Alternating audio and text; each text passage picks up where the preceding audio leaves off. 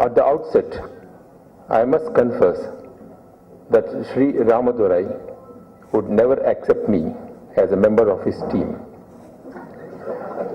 because he is known to function in the company of people who are hungry for knowledge.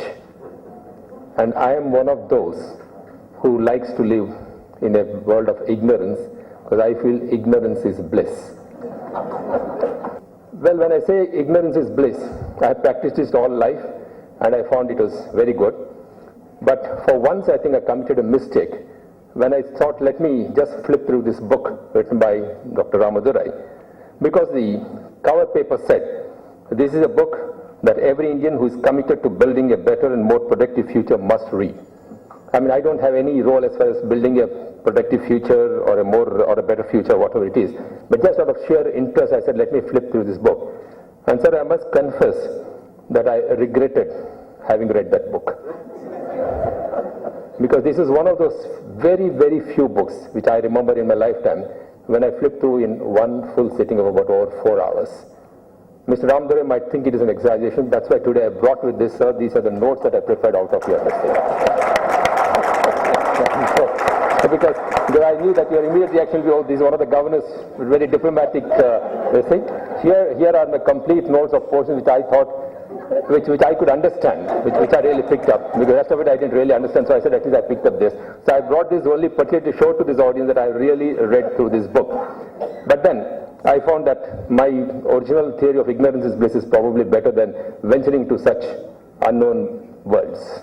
Well, sir, you have had a very great advantage, a great piece of luck, more than your own competence, which of course I am not competent to discuss about at all. Because you had the Rama Mala around your neck. This I think was the gift of God that you had in Mrs. Ramadurai, the Rama Mala was there around your neck, and that is probably the secret of your success. And if I may go one step further, I think it was this gracious lady wife of yours who probably led you into the first secrets of success when she taught you that the best way to keep others, to help others, is to give them room to say what you can help them with. Only then can you provide them effective assistance. Well, sir, I have been denied this opportunity, and I'm happy I was denied this opportunity because if I had known you years back, probably you would have forced this on me and I would have been a failure. But now at least, now that I've retired, I don't have this success. I can just read through and say, yes, it is a great thing that you have done. It is indeed Sri Ramadurai's compilation. I don't know what to say at all. In fact, I think a book written by a gentleman like you, sir, you should really be a mentor for all the management institutes rather than doing this job as an advisor to the Prime Minister on skill development or whatever it is. Because with so many institutes of management, I think we should, the people, the boys in the management institute, the boys and girls in the management institute should listen or hear from a man who has practiced this and achieved success.